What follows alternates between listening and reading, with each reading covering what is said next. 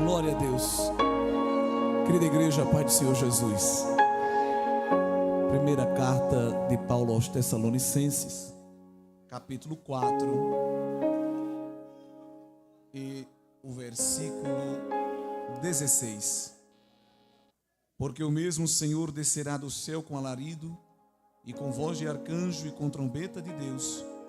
Os que morreram em Cristo ressuscitarão primeiro. Depois nós, os que ficarmos vivos, seremos arrebatados juntamente com Ele nas nuvens, a encontrar o Senhor nos ares, e assim estaremos sempre com o Senhor. Quem diz amém? Poder sentar, meus irmãos. Ambiente maravilhoso de adoração.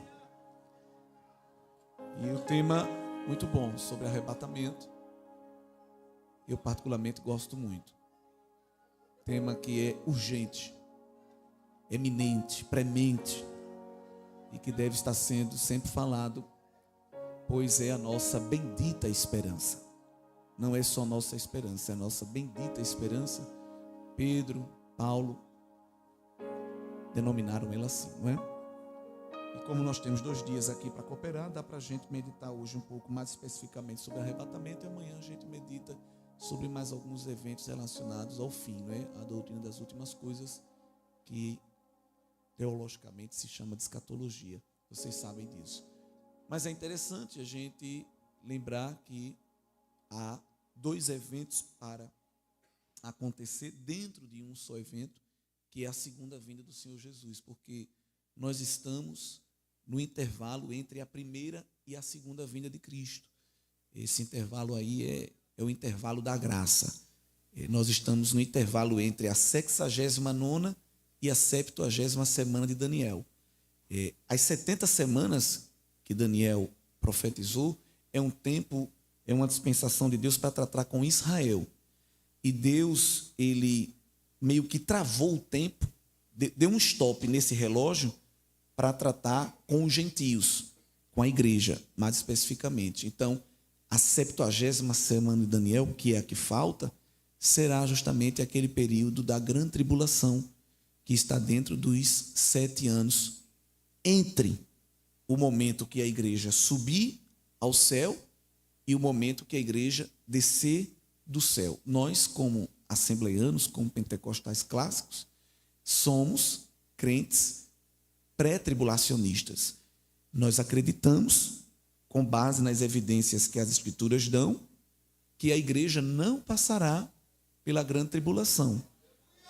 Alguns nos acusarão de escapismo. Vocês dizem que não vai passar a grande tribulação porque não quer sofrer.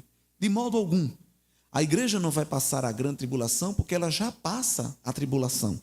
Porque Jesus disse, no mundo tereis no plural. Então Jesus prometeu para a gente prova. Se tem uma coisa que Jesus prometeu para mim, para você foi prova. Mas, irmão, se eu veio para pregar isso, não tenho culpa, né? Eu só estou falando a mensagem que ele nos deu. Agora, esta luta, a frase que o nosso querido irmão disse aqui, o deserto tem porta de entrada e de saída. E essa luta tem data de início e de fim também. Ela não é uma luta indeterminada, não. Então, evidentemente que Jesus nos vacinou sobre a possibilidade de lutas, de aflições, de tribulações, mas deixou também marcado o dia da vitória. Ele só não disse qual é, mas disse que vai vir. Então, esse intervalo que nós estamos passando aqui é o intervalo que Deus está tratando conosco, através das provações, das tribulações. Não é? Quando Deus tirar a igreja da terra, aí ele starta essa última semana das 70 de Daniel para tratar com Israel e para tratar com os gentios, os pagãos, né, os demais habitantes da terra. Então, no relógio de Deus, há um evento para acontecer, com data certa para ele, mas não revelada para nós, que é o arrebatamento da igreja. E esse evento, ele marca um momento de transição, justamente entre a primeira e a segunda vinda de Cristo. Porque a segunda vinda de Cristo é subdividida em duas vindas. A primeira é chamada de arrebatamento, a segunda é chamada de revelação ou parousia, que é a palavra mais próxima do grego, né? Sem tradução. Então, nós, quando lemos as Escrituras, às vezes a gente até mescla.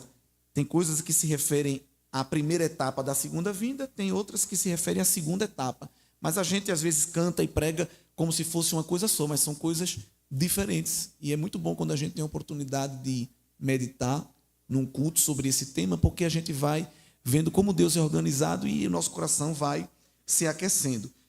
Se eu perguntar aqui, quem domina escatologia bíblica, se tiver algum irmão até, seria até melhor, porque você poderia até falar no meu lugar, porque eu não domino, preciso aprender. É um tema difícil. Talvez, pode ser que tenha, mas eu creio que não tem ninguém aqui com coragem de dizer, irmão, escatologia, eu domino tudo. Inclusive, sei até a data que Jesus vai voltar. Porque às vezes tem um assim, que eles sabem tanto, que sabem até o que não é para saber. Mas eu penso que todos nós aqui estamos ainda aprendendo. É um tema muito profundo. Quanto mais a gente estuda, mais lê, a gente fica maravilhado com o que está revelado. O que está revelado é para a gente saber. O que não está revelado é porque não é para saber agora. Por exemplo, quem é o anticristo? Não precisa ficar debatendo, discutindo. Eu acho que é fulano, eu acho que é Beltrano. Se você quiser saber quem é o anticristo, você vai ficar aqui na tribulação para conhecer ele. Por isso que a igreja não precisa saber, porque a igreja não vai ter tempo de ver ele se manifestar. Então, fica tranquilo, não é? Então, o que as escrituras dizem é porque é necessário a gente saber agora. Agora, quando aquilo que é perfeito vier, o que é em parte será aniquilado. Então, Cristo, quando vier, ele completará toda a revelação e a gente vai tirar todas as dúvidas, evidentemente. Mas esse tema, embora seja um tema complexo e profundo, há verdades básicas que nós devemos dominar, para que a gente não corra alguns erros que a igreja em Tessalônica correu, já nos primeiros anos da igreja, da história da igreja.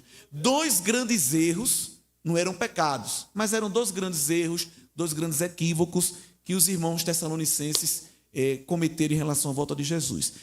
Primeiro, eles achavam que a vinda do Senhor Jesus ia ser muito rápido, porque é interessante perceber que quando Jesus fala da sua vinda para buscar a igreja, ele usa a expressão, eis que cedo venho. Só que esse cedo, ou esse breve, não significa no nosso relógio que é logo. Traduzido significa a qualquer momento. Porque Pedro, escrevendo a sua carta, disse, olha, não queira medir o tempo de Deus com o nosso.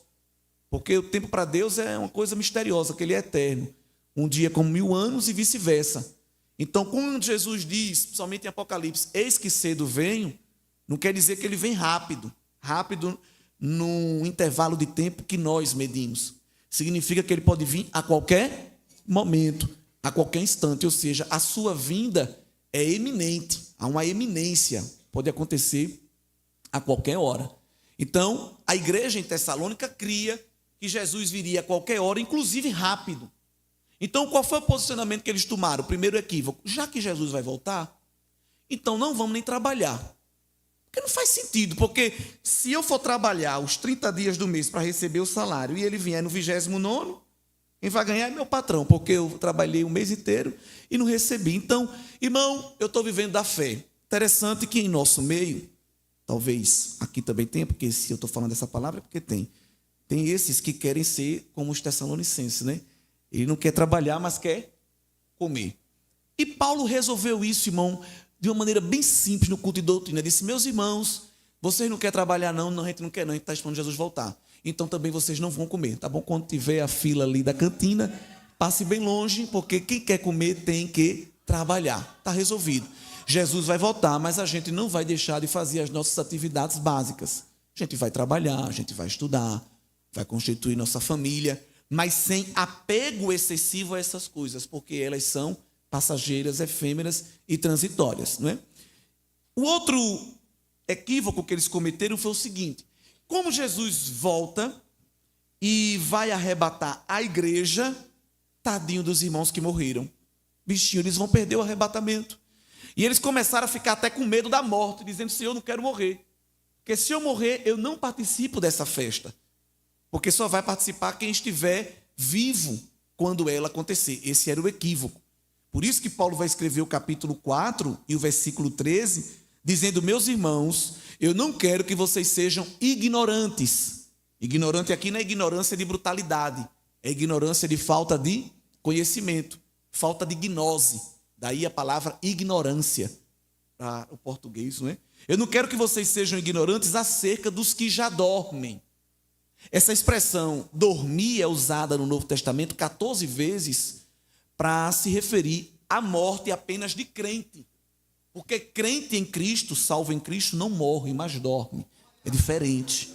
Essa expressão dormir fala de algo que é passageiro, um estado que é passageiro.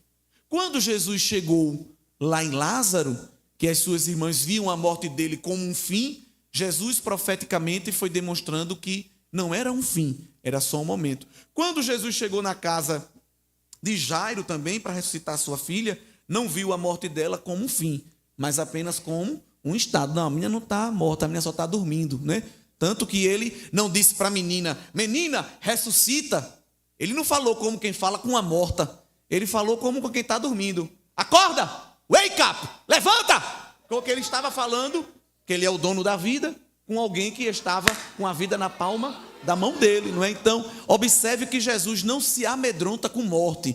Quem se amedronta é a gente, porque nós custamos a desenvolver uma verdadeira esperança. Mas quem tem a esperança firmada em Cristo, sabe que a morte não é um ponto final, é apenas uma vírgula. Agora, nós não vamos ser insensíveis, nós não vamos ser frios, calculistas, dizer, não, a morte não traz dor. Traz. Porque a morte traz uma separação, só que é um mistério. A morte traz uma separação e uma solidão em relação a quem fica.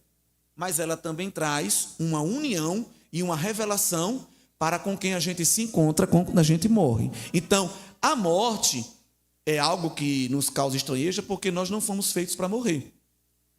E é claro que quando nós perdemos um ente querido, um amigo, um familiar, nós choramos porque sentimos a dor da separação. Mas, se a tela da revelação pudesse se abrir, aquele por quem estamos chorando ia botar assim o rosto e dizer, chore não que eu estou bem aqui. Fica tranquilo e fica crente para poder chegar aqui também. Então, a morte é um mistério para o crente salvo. Duas posturas que nós não devemos ter em relação à morte. A gente nem deve desejá-la, procurá-la e nem ter medo. Com a morte a gente tem que ser bem resolvido. Quer morrer agora? Rapaz, quero não. Mas se morrer eu estou tranquilo. Não é porque a gente tem às vezes dois grupos opostos. Tem o grupo que deseja morrer e às vezes até faz isso com as próprias mãos, culminando em perca de salvação. E tem aqueles que morrem de medo de morrer.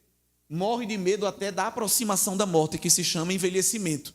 Tenta com todas as forças lutar até contra a gravidade para esquecer que está morrendo a cada dia, porque o envelhecimento é uma morte cotidiana, não é? E Jesus disse que a morte faz parte do nosso ciclo. Ele disse, se o grão de trigo não morrer, fica ele só. Mas se morrer, dá muito fruto. Então, a morte faz parte da nossa vida, inclusive a morte para a carne, para o mundo, para os nossos desejos. Todos nós temos que morrer todo dia. Mortificar os nossos membros, os nossos desejos, as nossas paixões, para que possamos viver a verdadeira vida eterna que há em Cristo Jesus. Não é isso? Então, para se encontrar com Cristo hoje, a gente precisa entender que a morte é um caminho. Só que, quem morreu agora, aí veja o outro lado da questão, né? Eu peço aos irmãos paciência, porque é riquíssimo um momento como esse, para a gente poder trabalhar um tema bíblico. A gente já pulou, já sentiu a glória, já extravasou, e dá agora para a gente ir meditando um pouquinho, costurando as escrituras, sim ou não? Pronto, agora se quiser pular também, receber de Deus, está tudo certo, não é errado não, que é pentecostal. Mas escute bem, é outro mistério a questão da morte, porque assim como eles pensavam que quem morreu não ia participar, a gente também, por outro ângulo, pode pensar que quem já morreu, agora a gente que já conhece a revelação completa, nós estamos em privilégio em relação aos Tessalonicenses, podemos dizer assim, quem morreu também está melhor, porque está na sala VIP, não é? Participando lá já da festa. Porque assim que acontecer o arrebatamento, Deus permitirá dois eventos. Amanhã, se der tempo, a gente medita neles dois. Um deles é a bodas do Cordeiro, a festa. Então, se fosse assim, morrer primeiro seria melhor até, porque já estava lá comendo os quitutes, quando a gente chegasse só ia estar a bandeja. E quem estava lá ia aproveitar bastante. Rapaz, quem mandou tu viver muito, perdesse. Então, não está em desvantagem nem quem morre, nem está em desvantagem quem está vivo. Deus, ele equilibra de uma maneira tão linda que ele bota na sua agenda o arrebatamento, para favorecer os que já dormem e para favorecer aqueles que no momento do arrebatamento estiverem vivos. Então, esse é o grande trunfo aqui de Tessalonicenses 4, do 13 ao 18, porque nós vamos observar que quem morreu em Cristo, com ele também ressuscitará. Quem morreu em Cristo, a morte física, e quem morre em Cristo, cotidianamente, a morte para o mundo, a morte para o pecado. Quem pode dizer, como Paulo escrevendo aos Gálatas, capítulo 2, verso 18, já não vivo eu, mas Cristo vive em mim. E a vida que agora vivo na carne, vivo-a na fé do Filho de Deus, o qual me amou e a si mesmo se entregou por mim. Então, se nós estamos morrendo a cada dia, automaticamente estamos vivendo a cada dia, porque se com Cristo morrestes, com Cristo ressuscitaste, nos ensina o apóstolo Paulo, não é? E se com ele morreu e com ele ressuscitou, pensa nas coisas que são de cima e não nas coisas que são da terra. Então, quando nós sofremos esta morte e esta ressurreição espiritual, temos a garantia que também viveremos a ressurreição física, porque o céu não é lugar de alma penada, de Gasparzinho e nem de zumbi. O céu é uma reunião dos eleitos glorificados, com corpo, alma e espírito. E isso é muito bem explicado em 15 da primeira carta aos Coríntios, quando o apóstolo Paulo diz, olha, Deus, ele comprou corpo, alma e espírito, tá bom?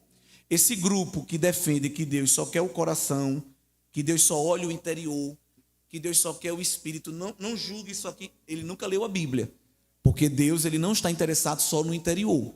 Ele nunca disse isso. Até porque Paulo diz que ele comprou o meu e o seu corpo. Ele não comprou só a nossa alma. Paulo deu uma marretada na cabeça das feministas que pinta de batom na barriga, meu corpo, minhas regras. E às vezes tem umas crentes que estão querendo acreditar até nesse postulado. E Paulo, de maneira irônica, porque às vezes ele era irônico na sua escrita, porque ele era muito inteligente, ele escreveu para a igreja em Corinto, a primeira carta, disse, vocês não estão sabendo da novidade, não? Não, qual? O corpo de vocês não é de vocês, não. Apaga aí esse batom e atira essa frase. Oxe, não é da gente, não. É não. Porque fostes comprados por bom preço, glorificai a Deus com o vosso corpo, porque ele já não é vosso, vocês não pertencem a vós mesmos, vocês pertencem a ele. Ele comprou o corpo. E escrevendo aqui para a igreja aos Tessalonicenses, no capítulo 5, versículo 23, Paulo faz uma oração, e o mesmo Deus de paz vos santifique em tudo, espírito, alma e corpo, igual a gente canta no hino 5. Então não diga mais que Deus só está interessado no seu interior. Ele está interessado na sua orelha, nos seus lábios, nos seus olhos, na sua mão. O que você faz com o seu corpo tem que redundar em glorificação a Deus, porque o seu corpo revela como está a sua alma, tá bom? Eu não estou nem falando aqui de tamanho de saia, de corte de cabelo, de cor disso ou daquilo. Eu estou falando de princípio. Agora, quem tem o princípio sabe aplicar nos assuntos cotidianos. Quem tem princípio sabe até onde pode ir.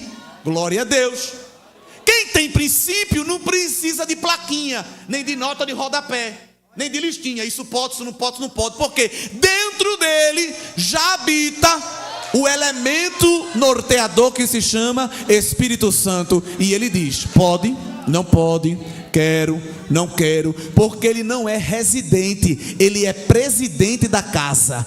Ele comprou ela, ele não é hóspede não, nem é morador, ele é o dono da casa. E quando ele entra, ele diz o que é que vai ser feito dentro dela. E quando a casa está toda cheia dele, pode quem quiser bater na porta. Eu não dou trabalho nem de olhar no olho mágico, porque quem tinha que entrar já está aqui dentro. O resto é resto e não mais me interessa. Vida consagrada, corpo, alma e espírito. É esse corpo e essa alma e esse espírito que o Pai vem buscar. E aí Paulo vai ensinar tanto em 15 de 1 Coríntios como em 4 de 1 Tessalonicenses que haverá um encontro entre a porção material e a porção imaterial, não é? Esta é a primeira ressurreição que só vai participar os santos, os crentes.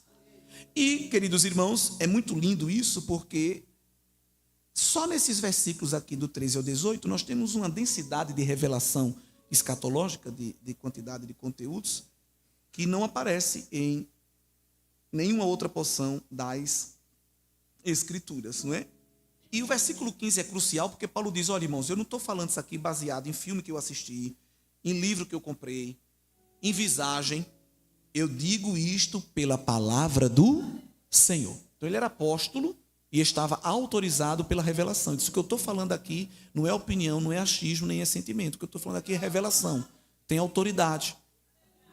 E essa palavra, como diz em Apocalipse, é verdadeira e é fiel. Então vai se cumprir. E aí ele continua desenvolvendo, mostrando que quem ficar vivo para a vinda do Senhor não precederá os que dormem. Então a gente não vai ter vantagem. Por isso que algumas pessoas até dizem assim, irmãos, eu às vezes até numa emoção, inflamado, né, num culto como esse, assim, eu não quero morrer, meu corpo não vai provar a morte, quero ficar vivo para o arrebatamento. É importante você ter cuidado para não pedir algo que talvez você não suporte. Porque a igreja que vai ser arrebatada vai estar vivendo o pior tempo da terra. E talvez tem pessoas que não vão nem suportar. Por isso que o Senhor de vez em quando já vai recolhendo alguns que não suportam não, porque Ele conhece o coração de quem é quem, não é? Então a igreja que vai subir, ela vai subir num avivamento total. É a igreja de Filadélfia. Mas vai subir num momento de frieza total, externo. A igreja de Laodiceia. Então é um grande mistério, porque algumas pessoas dizem assim, é tão difícil ser crente hoje, né? O tempo está tão difícil, né? O século 21, você vê como é aqui no Paraná. Não, a gente não fez coisa nem com o tempo, nem com o espaço. A nossa pátria é outra, o nosso tempo é a eternidade. E quem é Filadélfia é Filadélfia. Quem é Laodiceia é Laodiceia. Quem não presta, você pode botar ele no Monte Sião e ele está lá, um Judas, na mesa da ceia, mas pensando em dar lugar a Satanás. Mas quem é hebreu da gema, quem é nazireu, pode jogar na Babilônia, mudar o RG, alterar o nome dele na certidão, mudar a roupa dele, botar batuque para ele dançar até o chão. E ele diz, não, eu sei o que aprendi lá na escola dominical. Eu sei o que eu aprendi lá no culto de doutrina. O meu Deus é Jeová. Eu não danço esse batuque não. Eu não como essa comida não. Eu não me inclino diante dessa estátua, porque eu sirvo ao El Shaddai. Convicção. Está na Babilônia, mas tem coração de hebreu. É diferente. Então a igreja que vai subir, ela vai subir avivada, pulando de um pé só, como alguém diz, ou soltando fogo pela venta. É duas figuras de linguagem que o pentecostal usa, mas que a gente vê que é dragão, né? Quem solta fogo pelo nariz, mas a gente usa essa figura de linguagem. Então a igreja que vai subir avivada, mas o tempo que ela vai estar é um tempo terrível. Vamos ver um exemplo disso, uma prova bíblica. Segunda carta aos Tessalonicenses, Paulo fala aí no capítulo 2 e no versículo 3, para a mesma igreja. Ninguém de maneira alguma vos engane, porque não será assim. Assim o quê? A vinda de Cristo. Sem que antes venha a apostasia e se manifeste o homem do pecado, o filho da perdição, que é um sinônimo para anticristo. Então Paulo mostra que os eventos finais serão antecedidos, né, da vinda gloriosa de Cristo por essa apostasia e por essa revelação do anticristo. Então, quando a igreja tiver perto de sair da terra, a terra estará insuportável, a terra. Então, não adianta colocar esperança em partido político, em corrente ideológica.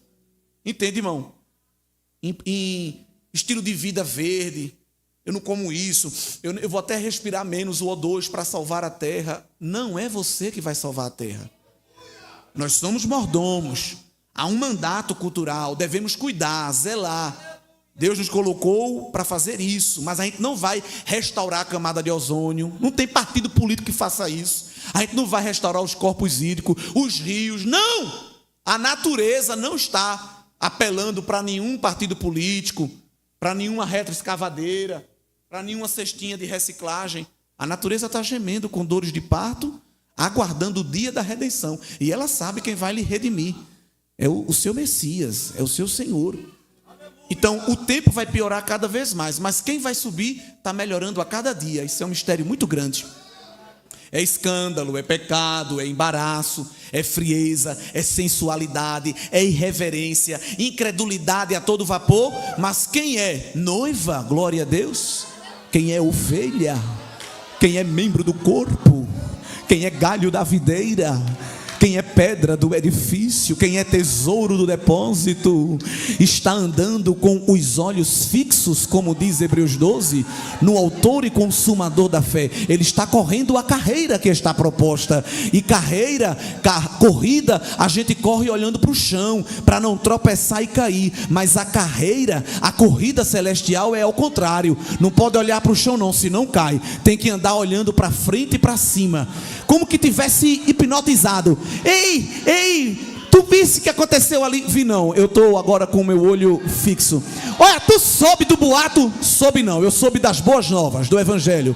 Olha, tu soube do que disseram, do que viram, do que pensaram? Não, eu estou sabendo das revelações que o Espírito Santo está me dando.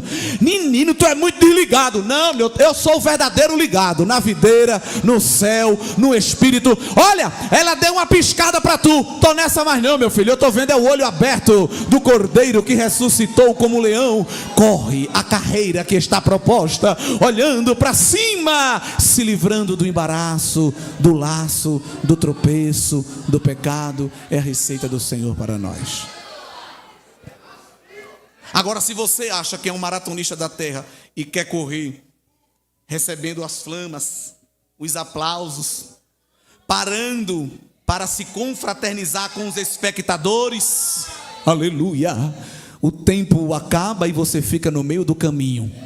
Mas enquanto Satanás joga as pedradas, os espinhos, os bombardeios, não te preocupa, porque o Pai vai adiante e vai com o trator do Espírito Santo abrindo o caminho para a igreja passar, glória. E Satanás vai levantando porta e ele vai derrubando porta, vai derrubando cadeado, vai destroçando tudo, e a igreja vai marchando, aleluia, no livramento que o Senhor tem para dar. Mas é evidentemente que nós precisamos entender isso.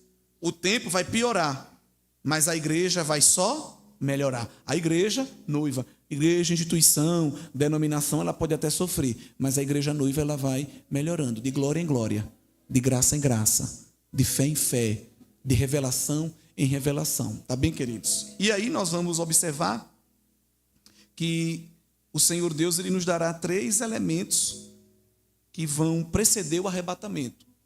Esses sinais que a Bíblia geralmente fala em relação à vinda de Cristo são sinais para a segunda vinda gloriosa. Porque a segunda vinda gloriosa, ela tem sinais, a parousia, mas o arrebatamento não tem sinais. A gente costuma misturar, a gente pega aqueles textos que falam de sinais do fim. Esses sinais do fim são do fim. O arrebatamento, ele não tem dica. E aí é um mistério muito grande, porque a vinda do Senhor Jesus, ela vai acontecer dependendo do público-alvo de 2 maneiras. Para uns, Jesus vem como ladrão. Para outros, ele vem como noivo. Jesus está alertando em Lucas 13, em Mateus 24, olha, a vinda do Filho do Homem vai ser como ladrão da noite. Ladrão não manda o zap dizendo, olha, quinta-feira, por volta de 2 da manhã, eu estou chegando aí. O ladrão chega, faz o rapa e vai embora. E às vezes você só vê quando amanhece. Nem vê ele fazendo rapa. Cuidado. A vinda do Filho do Homem vai ser como ladrão. Não é que Jesus vem causar estrago, mas é porque, para alguns, ele vai vir, vai voltar, e quando alguém acordar, cadê? Poxa, mas não era 5 dias de festa? Eu estou aqui, cadê o pessoal que não está chegando? Aí vai abrir o WhatsApp lá da congregação, sei lá, do grupo, da Umadicem, da Umadipá. Não botaram nada, não tem nenhum aviso. Claro que não tem. Eita, Deus grande. Irmãos, pode ficar certo que vai ter gente que vai viver isso. Tem gente que vai viver isso, infelizmente. Mas para outros ele vai vir como noivo. Noivo é esperado, noivo é aguardado. Quando o noivo ia na casa do pai da noiva e lançava o contrato de casamento, ele passava em torno de 1 ano na casa do pai preparando a casa, e a noiva na casa do seu pai preparando o enxoval e preparando a sua beleza. Era um ano ali, em torno de um ano, se preparando. E ficava um intervalo, o amigo do noivo, porque o noivo não é como na nossa cultura, que vai na casa da noiva, tem um momento lá, diante da família. Não, era aquela cultura, eles não conviviam. Aí colocava o amigo do noivo para fazer uma comunicação, porque não tinha como fazer chamada de vídeo, essas coisas. O amigo do noivo trazia do noivo alguns mimos para a noiva, alguns tecidos, alguns bálsamos, para ela ir se animando, vendo que ele a amava, que ele estava ansioso por vê-la. Não é? E esse amigo trazia de volta para o noivo notícias da noiva. E como é que ela está? Rapaz, está ficando bonita. Ela está se ajeitando. Ela só fala na tua vinda, ela está animada. Glória a Deus. Quem é o amigo do noivo? O Espírito Santo. O Espírito Santo traz do noivo presentes para a noiva: batismo, dons espirituais, revestimento de poder, o fogo da presença que nos faz sentir esta alegria indizível. Mas o noivo quer que o seu amigo volte dizendo: rapaz, lá em Paranaguá, ela está tão animada que vai fazer uma semana de festa só falando da tua volta. E estão cantando da tua volta, estão pregando da tua volta, estão fazendo crachá com o nome da tua volta, camisa com o nome da tua volta. A noiva só está falando neste assunto. Oh, aleluia. Será que o amigo do noivo hoje está dando boas notícias de ti? Será que o amigo do noivo está dizendo: a noiva está com a veste branca, a noiva está com bálsamo, eu derramei o bálsamo no rosto, ela está refletindo a tua glória. Mas se alguém perdeu a brancura das vestes, é noite de purificação. Se alguém perdeu o óleo, é noite de unção nova, porque o amigo do noivo, ele está passeando aqui neste santuário, irmão. E quem quer, receba, porque é de graça. Quem quer, receba a unção nova, pureza, aleluia. O diabo quer sujar tuas vestes, mas Jesus está lavando a igreja todo dia com a água da palavra, aleluia. Há um brilho de Deus novo, há uma consagração para que possamos estar nesta posição. Não vou dizer assim, levante a mão, isso é uma pergunta introspectiva, mas qual é o nível de óleo na tua vida, de unção? Hein? Tá só o pó? Hein? E tá precisando aí colocar outros artefatos para poder esconder a secura, a sequidão? Porque excesso de coisas externas é para camuflar a carência de coisas internas. Porque quando o interno está cheio, transborda. E como é bom, ele vai, eita glória, ele desce sobre a cabeça, sobre a barba de Arão, chega até no pé, glória. E quando alguém olha, não dá tempo nem de ver a marca da roupa, brancura de dente, cor de lente de contato, porque quando olha é só o brilho, só o resplendor da glória, aleluia. Vivemos uma era de metrosexualidade, de cuidado exacerbado com o corpo. É cuidado com os cílios, com as cutículas, com a pele, com o couro cabeludo. Tem gente que passa horas massageando o couro cabeludo. Eita Deus. Oh Senhor. Mas Ele quer tratar, é outra área. É área que esteticista da terra não trata. Oh aleluia. Tu és noiva adornada.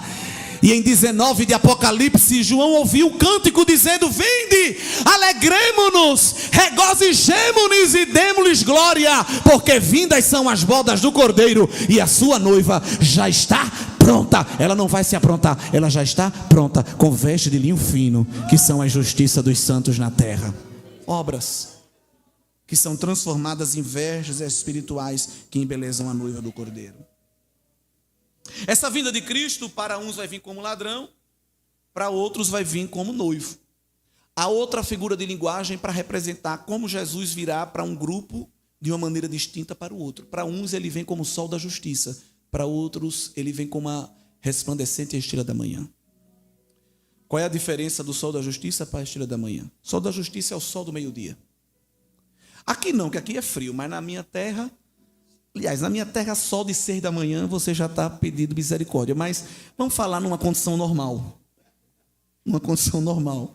Sol de meio-dia é sol que você foge dele. Você arruma uma sombrinha, arruma um guarda-sol, vai para uma sombra. Sol do meio-dia, você não vai ficar olhando para ele. Oh, você pode ficar até cego. Mas o sol brilhante, a estrela da manhã, é o sol da alvorada, de 5 da manhã, que deixa o céu laranjinha. É aquele sol que dá vontade de ficar olhando, apreciando.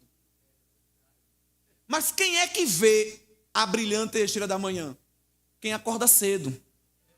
Quem está em vigilância. Em que sentido? Eu tenho que despertar 5 da manhã, despertador, vou ficar atento. Aquelas criaturas que dá 11 horas da manhã, ele está decidindo se vive ou se morre ainda. Ele perde o encontro da brilhante estrela da manhã. Aí ele bota blackout no quarto, cortina, persiana, bota um papel laminado na janela, ele foge do sol. Jesus vai vir como o sol da justiça para aqueles que estão fugindo dele. Mas chega uma hora que não vai ter como fugir, e ele vai estar lá para derreter, para queimar, para julgar.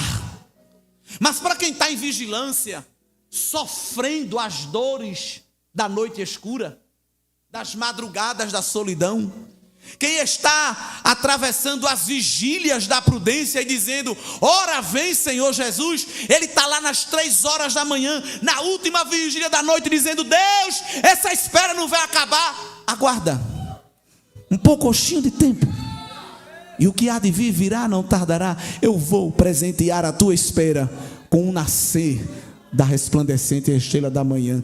A igreja que está em vigilância vai ter o gostinho de ver Jesus quebrando a calada das noites da solidão e nos presentear com a beleza de um novo dia, o dia da ressurreição final. E esse sol dá vontade de ficar perto. Esse sol é revigorante, fala de novidade, aleluia. Então, se Jesus chegasse agora, você ia ter o prazer nele como estrela matutina, ou ia ter que fugir, porque a quentura da presença dele como juízo vem grande? São perguntas introspectivas que eu amo fazer na direção do Espírito Santo. Se Jesus chegar agora na tua vida, é noivo ou é ladrão? Não precisa levantar a mão não, nem olhar para ninguém do lado, é para você mesmo e para mim. Eita Deus grande. Queridos irmãos, como o arrebatamento ele não tem sinais que lhe precedem, porque ele pode acontecer a qualquer momento, e se tivesse sinais, a gente saberia quando aconteceria. Os sinais são do fim, da segunda vinda gloriosa. O arrebatamento é o de repente de Deus.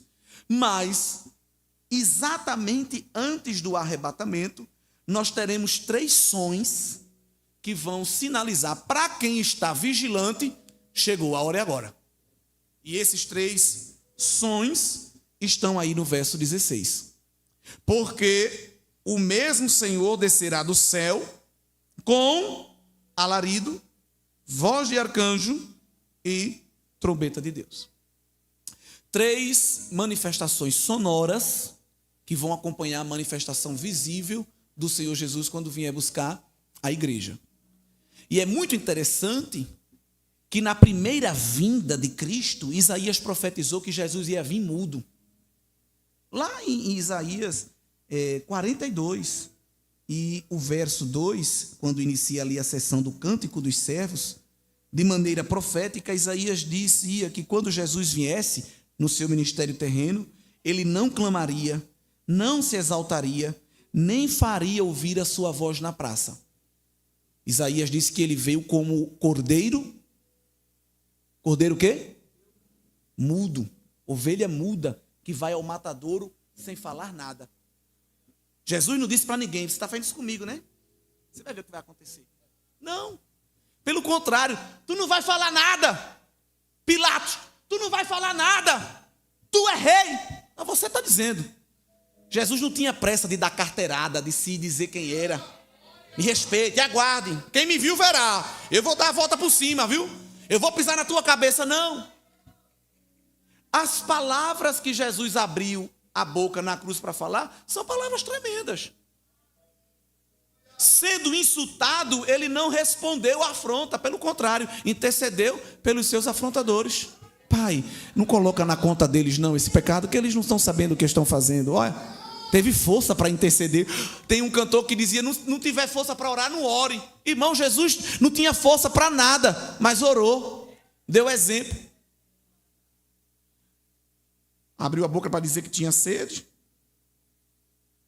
mas para se cumprir a profecia. Abriu a boca para pedir a João para cuidar de Maria, perto de morrer e se preocupando com as necessidades diárias de Maria. Veja como Jesus se preocupa com os mínimos detalhes, né? Também abriu a boca para dar uma lapada na cabeça da morte, que é tremenda aquela declaração. Porque a gente fala assim, Jesus morreu, mas é um mistério. Jesus não morreu matado, digamos assim. Porque a morte estava salivando. Se ela tem aquela foice mesmo, eu não sei ainda, porque Paulo perguntou, cadê a tua foice, morte? Porque parece que Jesus torou ela. Mas a morte estava salivando. É agora que eu vou. Aí Jesus disse, não, meu negócio não é com você não. Nas tuas mãos, ó Pai, eu entrego o meu espírito. Eu não vou entregar você não, que você... Eu dou a minha vida, ninguém a tira de mim. E eu tenho poder para pegá-la de volta, porque o Pai prometeu para mim. Pai, está aqui, ó, nas tuas mãos eu entrego o meu espírito. E a morte ficou lá. Se é que ela tem uma, roendo as unhas e ansiosa. Ficou arrodeando até o terceiro dia o corpo de Jesus, aguardando a autorização do Pai para abocanhar o corpo. Mas a morte não lê Bíblia. E Davi profetizou no Salmo 16, não permitirás que o teu santo veja decomposição. As bactérias, os tapuru querendo decompor o corpo, e o Pai dizendo não, ele está no túmulo, mas é só um fim de semana. No manhã do terceiro dia, eu cumpro a aliança que eu tenho com ele na eternidade.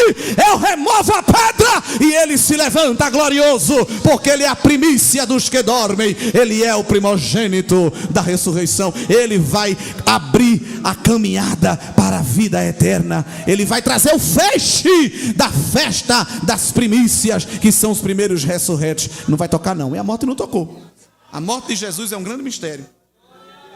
E assim como a morte não tem poder sobre ele, ele revela em 1 de João, de Apocalipse a João, que também não tem poder sobre a gente. Porque quando ele ressuscitou, ele foi lá na cintura da morte e disse, me dê a chave. Me dê. Você não tem mais acesso a nada, só se eu der, glória.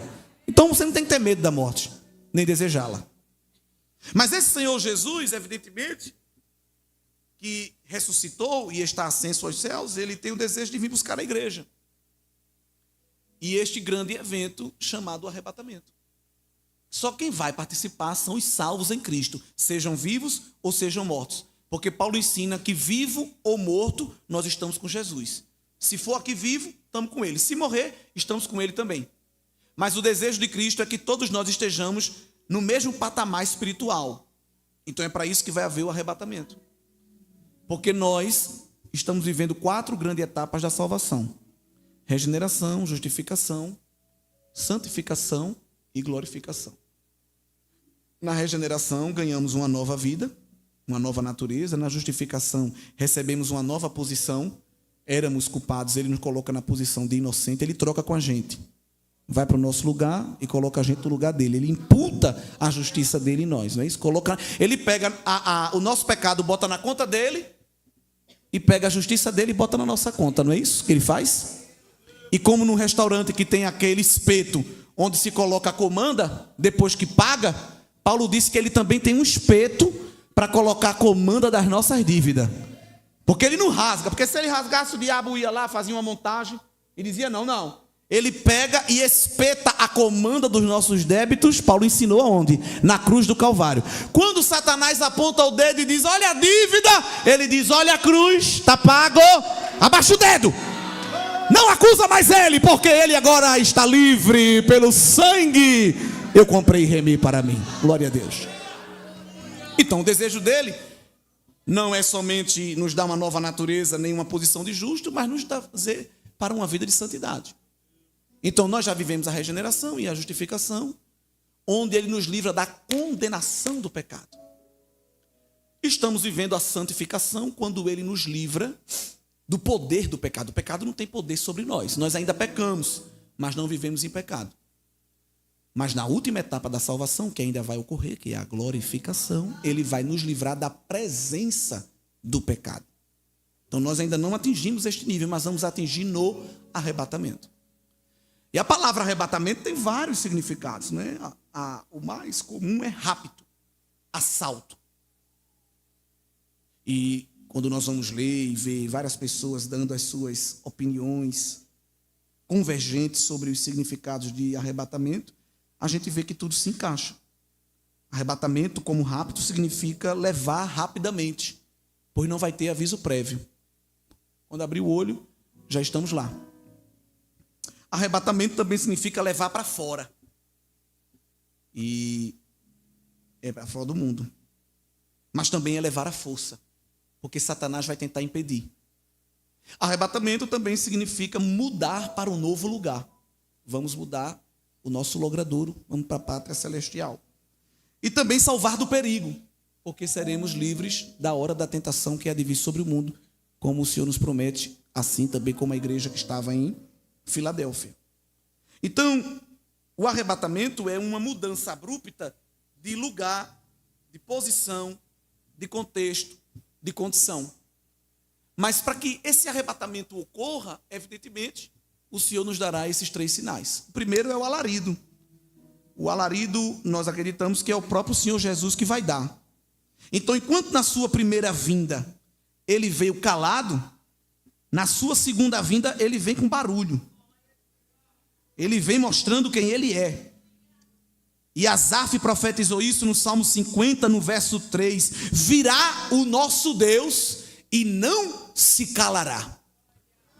Na primeira vinda ele veio como cordeiro mudo, na segunda vinda ele vem como leão que ruge. Isso é tremendo.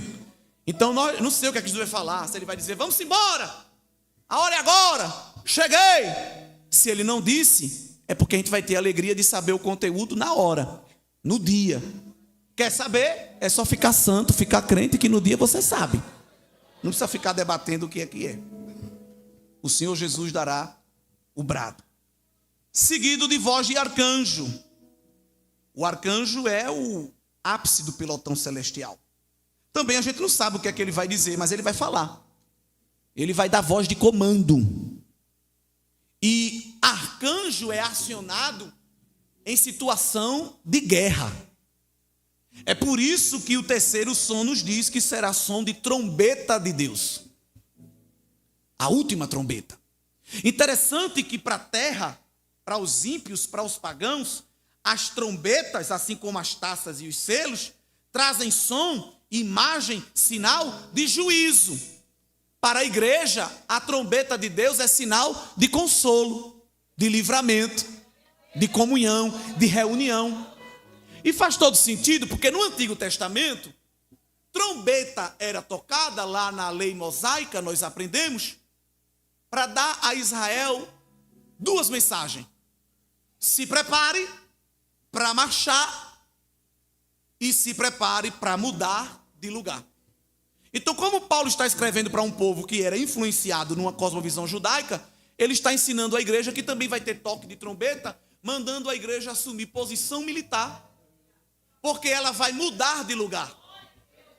Sim, que a igreja vai mudar de lugar, é óbvio, é nítido, a gente já entendeu. Sairemos do céu, sairemos da terra, iremos para o céu. Embora que depois a gente vai voltar para a terra. Amanhã a gente combina de meditar este assunto. Mas, por que voz militar? E vai ter alguma briga? Nós não estamos em paz? Não somos irmãos? Pois é, queridos. Além de todas as lutas que nós estamos travando, até para ser arrebatado, vai ter uma última luta.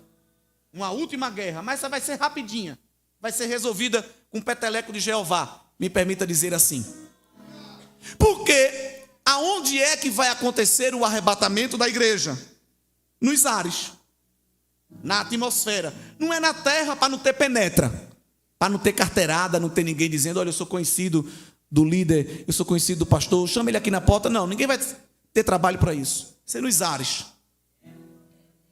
Só que quem é que habita nos ares? aquele que quer ser Deus, quer imitar Deus. Ele habitava no céu dos céus, mas porque queria ser Deus, recebeu penalidade máxima, desceu, caiu como um raio. Satanás. A gente tem uma ideia de que Satanás está lá no subsolo, mas ele quer tanto imitar Deus, que Paulo nos ensina, escrevendo aos Efésios, que os principados e as potestades, as hostes infernais, estão nos lugares celestiais. Mas não é o céu dos céus, claro, é essa atmosfera. E há uma prova no Antigo Testamento de que ele gosta de ficar aqui, olha. Porque este ambiente é o ambiente de comunicação entre o céu e a terra. É por este ambiente que sobe oração e desce resposta. Então ele gosta de ficar nesse ambiente, são os principados e as potestades, para atrapalhar a comunicação entre o céu e a terra. Qual é a prova disso? Daniel. Quando Daniel leu a Bíblia, entendeu que o povo estava em pecado e não estava atento que a palavra estava perto de se cumprir, voltar do cativeiro. E nós somos os Daniéis desta época, que estamos lendo a Bíblia e percebendo que o povo está aí desligado, sem perceber que está próximo o fim. Aí o que foi que Daniel fez? Foi se humilhar, pedir perdão pelo pecado do povo, pedir a Deus graça e misericórdia para Deus mudar os corações. Quando o príncipe da Pérsia, que era o chefão, que comandava o principado espiritual do mal, viu Daniel dobrando o joelho, disse: eita, isso aí é bronca. Isso aí homem não pode dobrar o joelho não. Quando esse homem dobra o joelho, o céu fica de pé. Bloqueia, trava, bota aí uma tranca para a oração dele não subir. Mas Jeová, que tudo vê, tudo ouve, percebeu que uma tranca estava sendo colocada, acionou Miguel e disse: Miguel, vá ali desfazer o embaraço, vá ali quebrar uma corrente, porque eu vi que Daniel está dobrando o joelho na terra e o príncipe da Pérsia está querendo atrapalhar, mas Daniel é amado meu e quando ele ora eu gosto de responder. Vai lá tirar o bloqueio. Aí o arcanjo tirou.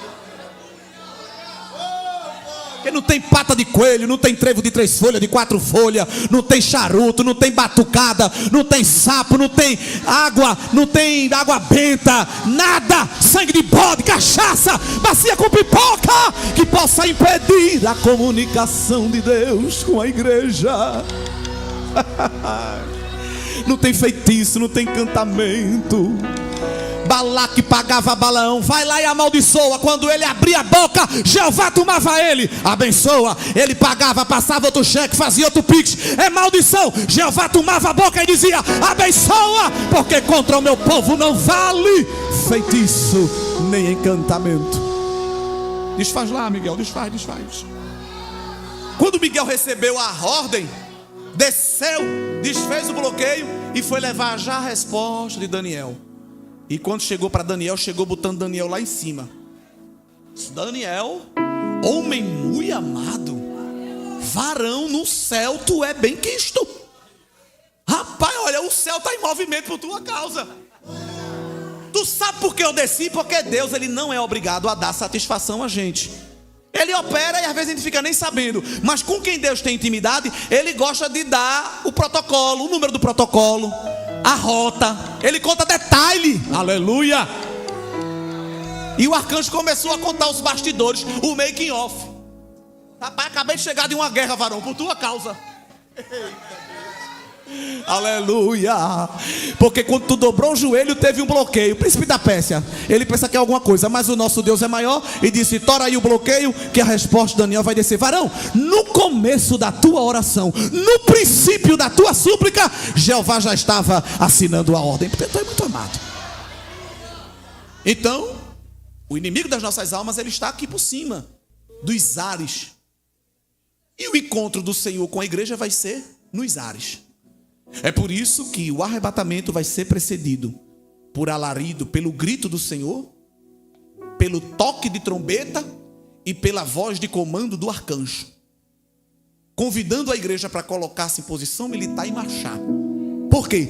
Porque os principados e as potestades que estão na frente do caminho, Jeová vai dizer: sai da frente, vai!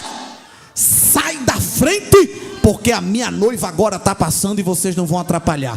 Passaram a vida toda atrapalhando a minha noiva, mas agora ela vai subir, aleluia. Vem se encontrar comigo, noiva, que eu estou tirando os principados, as potestades, a oposição e a resistência do teu caminho. E Deus continua dando prova de que contra a sua igreja as portas do inferno não prevalecerão. Lá na tua casa tem autoridade de Deus, na tua parentela tem autoridade de Deus. Essa igreja está sobre a autoridade do leão da tribo de Judá. Principados estão dando marcha ré, potestades desta cidade estão sendo neutralizadas. O Senhor está dando ordem e dizendo à igreja: começa a marchar, começa a ficar de pé, começa a ficar em posição de guerra, porque eu estou vindo trazer para vocês consolo, comunhão e revelação. Fiquemos de pé esta noite. Talvez você pode estar desapercebido, mas o Senhor nesta noite está mandando a gente cingir os lombos, apertar o cinto. Irmão, Deus é quem conhece a igreja. A gente não prega a palavra pronta, é palavra revelada. Tem gente aqui com as pontas soltas da veste, porque não está com o cinto. Mas o Senhor está dizendo: aperta o cinto da verdade, te orienta, te ajeita. Deixa de ser malamanhado, deixa de ser embaraçado. Pega a tua espada do Espírito, que é a minha palavra, maneja ela, porque é com ela que tu vai desbaratar os ninhos da serpente. Tu crê que o Senhor está libertando o ninho hoje na tua vida? Satanás preparou embaraço para te atrapalhar de caminhar. O teu pé está enganchado em alguma coisa, mas o Senhor com o Espírito Santo está desembanhando a espada agora. Eita glória! Está quebrando as confusões e está dizendo: fique livre para marchar na terra. Eu devolvo a você liberdade para fazer minha obra. Vá, eu lhe dei autoridade, eu não vou deixar você se enganchar com nada. O laço quebra, você escapa e Senaqueribe volta de marcha ré, porque eu chamei você para fazer a minha obra aqui e por fim viver comigo na eternidade. Eu quero convidar você que precisa de revestimento de Deus, autoridade de Deus para guerrear. Nós estamos nos preparando esta noite para viver a nossa última batalha, a nossa última guerra. Aqui é lugar de receber poder, aqui é lugar de se alegrar no Espírito, e aqui é lugar de se armar até os dentes, para quando Satanás vir com coruja, com serpente, com raposa, com escorpião, com batucada, a gente está armado até os dentes. Sandália do Evangelho no pé, couraça da justiça, escudo da fé, glória, capacete da salvação. Fecha os teus olhos, querido. Te liga no céu. Pede para o Senhor visitar a tua vida agora. E mostra a Ele, confessa a Ele onde está vulnerável. Oh, meu Deus, o Senhor te ama. Tu és noiva. Às vezes é um pouco de óleo que está faltando na lamparina. Às vezes é um capacete que está caindo da cabeça. É uma mente que está dividida em pensamentos. Às vezes é um escudo que está fora do lugar e não consegue apagar os dardos inflamados do maligno. Mas o Espírito Santo, Ele está passando em revista esta noite esse batalhão de crente e está colocando no lugar as armaduras. Está descendo uma porção nova de autoridade sobre a tua mão, sobre os teus lábios. Te prepara para ser um instrumento de Deus, para confrontar o mundo. Corações serão transformados no abrir da tua boca. O Senhor colocou na tua mão um alvará de soltura para declarar prisão, declarar em cárcere que alguém vai ser liberto. Deus vai te usar para libertar da prostituição. Deus vai te usar para libertar do tráfico. Ele está te revestindo com uma autoridade sobreexcelente. Tem labareda de fogo dentro da tua boca.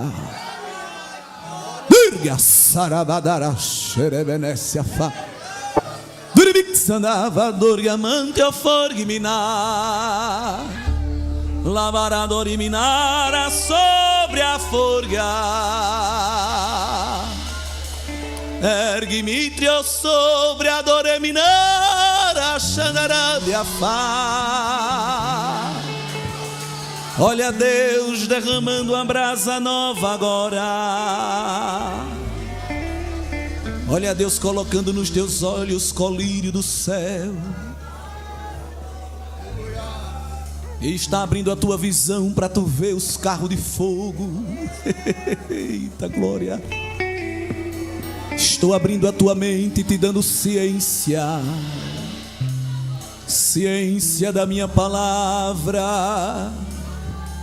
Colocarei argumentos do meu espírito na tua boca, que nem filósofo vai conseguir debater. Eu estou aumentando a tua inteligência, glória. Estou te preparando para a guerra. Te liga em mim, porque está circulando a seiva do meu espírito, da minha palavra. Eu te concederei uma autoridade sobre esta cidade. Ergue-me entre a fúria, sob a debenessa da Vaxanaui. Sadawi te prava sandaia. Ere preteta shurimidi sonono. Dixnti ofas é pleteteus não iti oporgas não eu for eu taui. Lugar que a polícia não entra, eu vou te dar autoridade para entrar. Abre a tua mão e recebe nesta hora ferramentas espirituais. Eita, eu vou te dar a ferramenta e vou te dar a estratégia. Tu vai entrar no ninho da serpente e vai desbaratar ela. Sabadá, chorando minha fúria. Abre a tua boca e recebe o mistério novo, porque a igreja que vai ser arrebatada é uma igreja avivada. A terra de remante ao fogo me nasço. Eita, se eu quero te usar na interpretação, quem pede se eu abrir a porta da revelação? Eita, que eu vou colocar um cântico espiritual na tua boca. Abre a tua boca e recebe esse cântico que eu te dou.